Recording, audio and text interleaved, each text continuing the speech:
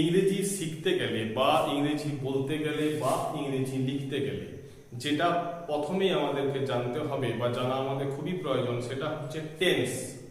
মাই dear student, আজকে আমাদের আলোচ্য বিষয়বস্তু present continuous tense. Present continuous tense জানার আগে জানতে হবে যে প্রেজেন্ট কন্টিনিউয়াস টেন্স আমরা কাকে বলবো। বর্তমান কালে যে কাজগুলো চলছে এমন, অর্থাৎ এখন কন্টিনিউ আছে, এখন চলছে, এরকম যদি বোঝায় তখন তাকে আমরা বলবো প্রেজেন্ট কন্টিনিউয়াস টেন্স। আরেকটা সহজ ব্যাপার হচ্ছে প্রেজেন্ট কন্টিনিউয়াস টেন্স কে বুঝতে গেলে দেখবে বাংলাতে ক্রিয়া শেষে তেছি, তেছ, তেছে এইগুলো থাকবে। এইগুলো দেখলে আমরা বুঝতে পারবো যে এটা প্রেজেন্ট কন্টিনিউয়াস টেন্সের উদাহরণ। অর্থাৎ প্রেজেন্ট কন্টিনিউয়াস টেন্স তাহলে কাকে বলে না, বর্তমান কালে যে কাজটা এখন চলছে, অর্থাৎ এট দ্য প্রেজেন্ট মোমেন্ট চলছে, বা নিকট ভবিষ্যতে যে কাজটা হবে, যে কাজটা চলতে থাকবে, সেটাকে আমরা বলবো কি না প্রেজেন্ট কন্টিনিউয়াস টেন্স। অর্থাৎ যেখানে action is continued or going to be continued in near future is called present continuous tense. তো প্রেজেন্ট কন্টিনিউয়াস টেন্স কাকে বলে আমরা জানলাম। আরেকটা কি জানলাম, যে বাংলার ক্রিয়া শেষে তেছি, তেছ এবং তেছে থাকবে। সাপোজ ধরো আমি একটা এক্সাম্পল দিচ্ছি, যে প্রেজেন্ট কন্টিনিউয়াস টেন্সের এক্সাম্পল সাপোজ বলছি যে আমি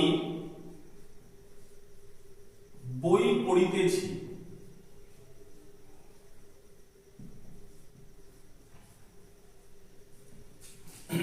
আমি বই পড়িতেছি অর্থাৎ কি না আমার বই পড়া কাজটা এখন চলছে, অর্থাৎ এট দ্য প্রেজেন্ট মোমেন্ট আমার বই পড়া কাজটা চলছে, বই পড়া কাজটা কন্টিনিউ আছে। এখন যেহেতু বই পড়া কাজটা চলছে, তো তার জন্য এটাকে আমরা বলবো কি না, এটাকে আমরা বলবো প্রেজেন্ট কন্টিনিউয়াস টেন্স। তো প্রেজেন্ট কন্টিনিউয়াস টেন্সে আমি বলেছিলাম কি যে ক্রিয়াপদের শেষে কি থাকবে না, ক্রিয়াপদের শেষে দেখো এখানে তেছি আছে, এই যে তেছি আছে, আমি বলেছি যে ক্রিয়া শেষে তেছি, তেছ এবং তেছে এইগুলো থাকবে। এখানে দেখো লেখা আছে তেছি, অর্থাৎ আমি বই পড়িতেছি। এখান থেকে আমরা বুঝলাম যে এটা প্রেজেন্ট কন্টিনিউয়াস টেন্স। এরপরে প্রেজেন্ট কন্টিনিউয়াস টেন্সকে যখন আমরা ইংরেজিতে ট্রান্সলেট করব, ইংরেজিতে ট্রান্সলেট করার সময় আমাদের কি কি মনে রাখতে হবে সেটা হচ্ছে কি, এখানে সাহায্যকারী ক্রিয়াপদ হিসেবে এম, ইজ এবং আর এই তিনটে ভার্ব ইউজ হয়, এম, ইজ এবং আর। এরপরে বলবে যে স্যার এম কোথায় বসে, ইজ কোথায় হয়, আর কোথায় বা আর হয়। দেখো এই এম যে ভার্ব, এই এমটা শুধুমাত্র যেখানে সাবজেক্ট থাকবে আই, শুধুমাত্র সেখানেই এম হবে। আর সাবজেক্ট যেখানে সিঙ্গুলার অর্থাৎ এক বচন বুঝাবে, একটা বুঝাবে, সাবজেক্ট যেখানে সিঙ্গুলার হবে অর্থাৎ এক বচন বুঝাবে সেক্ষেত্রে হবে ইজ। আর সাবজেক্ট যেখানে প্লুরাল হবে, সাবজেক্ট যেখানে প্লুরাল হবে অর্থাৎ একের বেশি হবে, সেটাকে আমরা কি করব না, সেক্ষেত্রে আমরা করব আর। তাহলে বুঝে নিলাম যে এম কোথায় বসবে, শুধুমাত্র আই এর ক্ষেত্রে এম বসবে, এম কিন্তু আর কোথাও বসবে না, শুধুমাত্র আই এর ক্ষেত্রেই এম হবে। ইজ কোথায় হবে না, যেখানে সাবজেক্টটা সিঙ্গুলার বা একজনকে বোঝাবে। আর কোথায় বসবে না, যেখানে সাবজেক্টটা অনেকজনকে বোঝাবে, সেক্ষেত্রে আমরা এম, ইজ এবং আর এর ব্যবহারটা করব। এরপর দেখো আমি বই পড়িতেছি, এটাকে যদি আমরা ট্রান্সলেট করি তাহলে কে বই পড়িতেছে, আমি, কে দিয়ে প্রশ্ন করলে পাওয়া যায় সাবজেক্ট, অর্থাৎ আমি বই পড়িতেছি কেন, আই হচ্ছে সাবজেক্ট। এরপর দেখো আমি বই পড়িতেছি অর্থাৎ পড়া, এখানে ভার্ব হচ্ছে পড়া, তো পড়ার ভার্ব লিখলাম রেড, আই রেড, কি পড়িতেছি, বই পড়িতেছি।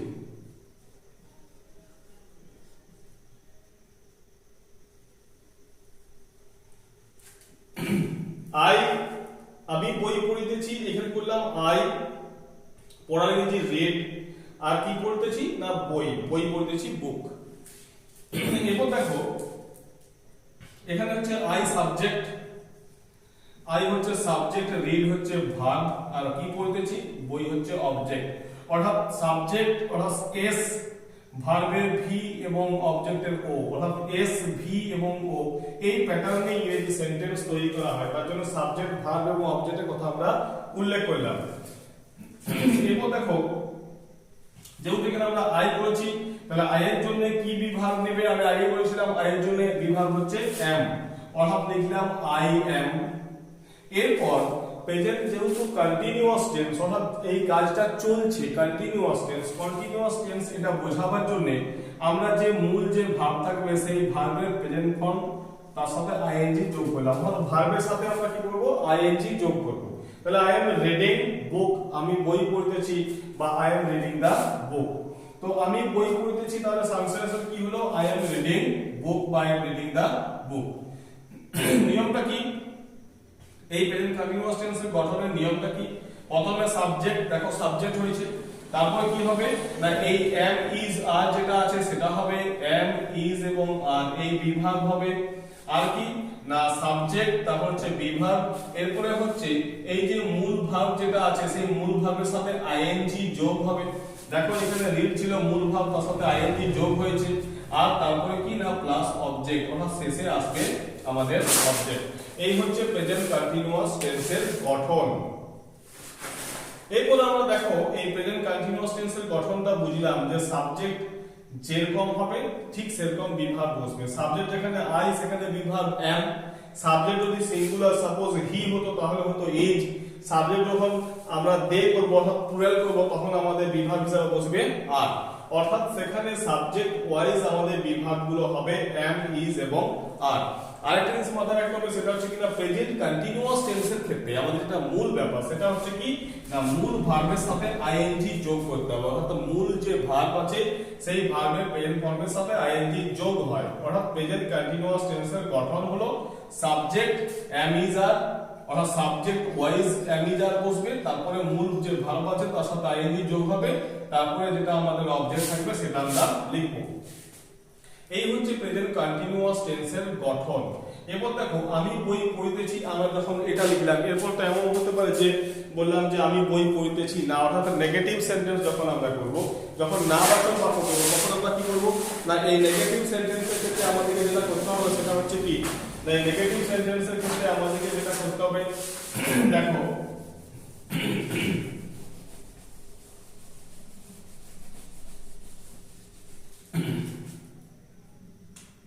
যদি বলি আমি বই পড়তেছি না, তাহলে সেক্ষেত্রে আমরা কি করব না আমি বই পড়তেছি না যখন করব তখন আমাদের কি করতে হবে না আই এর পরে এম করলাম, তারপর কি করতে হবে নট, অর্থাৎ এই যে সাহায্যকারী ক্রিয়াপদটা আছে তারপরে কিন্তু নটটা বসবে, অর্থাৎ আই এম নট রিডিং দা বুক, আমি বই পড়তেছি না।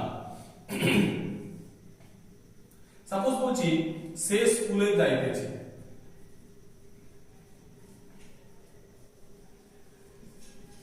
সে স্কুলে যাইতেছে,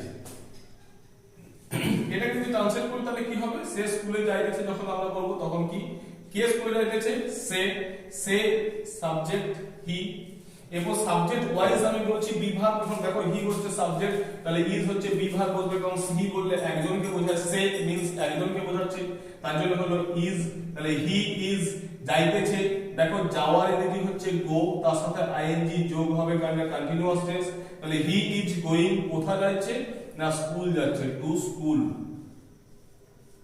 অর্থাৎ he is going to school, সে স্কুলে যাইতেছে। এরপর বললাম যে সে স্কুলে যাইতেছে না, সেক্ষেত্রে কি হবে যদি নেগেটিভ সেন্টেন্স হয় সেক্ষেত্রে আমরা কি করব না এই হি এর ইজ এর পর কি করব এই যে বিভাগ তারপরে আমরা বসবো নট, অর্থাৎ he is not going to school, সে স্কুলে যাইতেছে না। এরপর দেখো যে এখানে আমরা কি করলাম হ্যাঁ বাচক বাক্য করলাম না বাচক বাক্য করলাম, এমন তো হতে পারে যেটা প্রশ্নসূচক বাক্য যখন আমরা করব তখন আমরা কি করব না প্রশ্নসূচক যখন বাক্য হবে তখন আমাদের কি করতে হবে সেই আগের নিয়ম যে প্রেজেন্ট ইনডিফিনাইট টেন্সের ক্ষেত্রে যেটা বলেছিলাম যে আমাদের যে বিভাগটা থাকবে সেই সাহায্যকারী ক্রিয়াপদ কি হবে না সাবজেক্টের আগে চলে আসবে, সাহায্যকারী ক্রিয়াপদটা সাবজেক্টের আগে চলে আসবে তাহলে কিন্তু ইন্টারোগেটিভ সেন্টেন্স হবে। সাপোজ বললাম তাহারা ফুটবল খেলিতেছে, অর্থাৎ তাহারা ফুটবল খেলিতেছে যখন বলছি তার মানে কি হলো তাদের ফুটবল খেলা কাজটা চলছে, অর্থাৎ ফুটবল খেলা কাজটা এখন কন্টিনিউ আছে। তো ফুটবল খেলা কাজটা যখন কন্টিনিউ আছে তখন কি লিখবো দেখো এটা প্রেজেন্ট কন্টিনিউয়াস টেন্সের উদাহরণ। তাহারা ইংরেজি হচ্ছে দে। দে মিন্স তাহারা। তাহারা বললে অনেকজনকে বোঝায়, এটা প্লুরাল। তো সেক্ষেত্রে দের পরে কি হবে না, দের পরে হবে আর, অর্থাৎ তখন আমরা লিখলাম দে আর। এরপর দেখো ফুটবল খেলতেছে, খেলা করাটা হচ্ছে ভার্ব। তো খেলা করাটা যেহেতু ভার্ব, তাহলে খেলার ইংরেজি হচ্ছে প্লে। দে আর প্লে। এরপরে আমাদের কি করতে হবে, যেহেতু কন্টিনিউয়াস টেন্স তার জন্য ভার্বের সাথে আইএনজি যোগ করতে হবে। তাহলে দে আর প্লেইং কি খেলছে না, ফুটবল।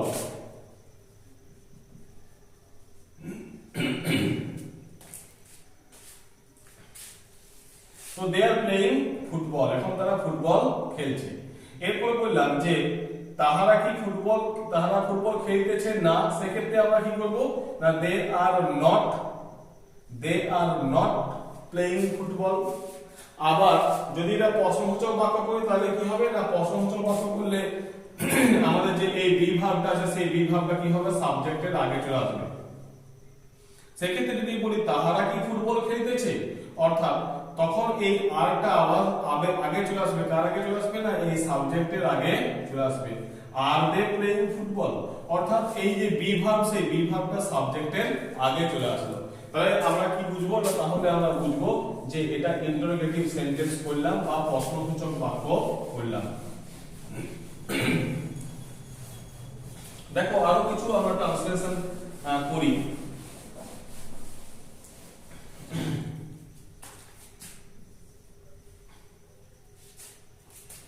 সে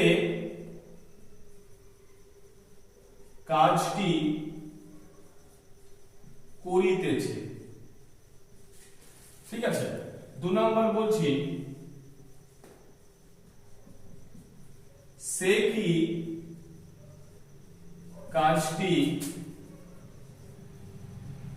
করিতেছে। 3 নম্বর বলছি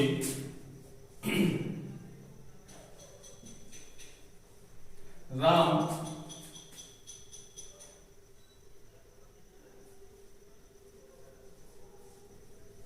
স্কুলে যাইতেছে না। এই তিনটে সেন্টেন্সে যদি আমরা ট্রান্সলেশন করি তাহলে কি হবে, সে কাজটি করিতেছে, অর্থাৎ তার কাজ করাটা এখন চলছে, কাজ করাটা এখন কন্টিনিউ আছে। তো সে কাজটি করছে, তখন আমি বলবো তখন হি। হি এর পর হি মিন্স সে একজনকে বোঝাচ্ছে, তাহলে বিভাগ হিসেবে কি বসবে, ইজ, অর্থাৎ হি ইজ। এরপর দেখো এই যে করার ইংরেজি হচ্ছে ডু, আর তার সাথে আইএনজি যোগ হবে, কারণ এটা প্রেজেন্ট কন্টিনিউয়াস টেন্স। তো হি ইজ ডুইং, কি করতেছে, কাজটি, অর্থাৎ he is doing the work, সে কাজটি করিতেছে।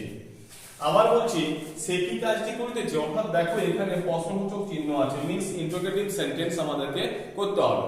তো ইন্টারোগেটিভ সেন্টেন্স করলে আমরা কি করব, যখন বলছিলাম যে সে কাজটি করিতেছে, he is doing the work, যখন বলছি সে কি কাজটি করিতেছে, অর্থাৎ এটা প্রশ্নসূচক বাক্য, সেক্ষেত্রে কি হয়, এই যে বি ভার্ব ইজ, এই ইজটা কি হবে, সাবজেক্টের আগে চলে আসবে। অর্থাৎ ইজ, তারপর লিখব he, is he doing the work,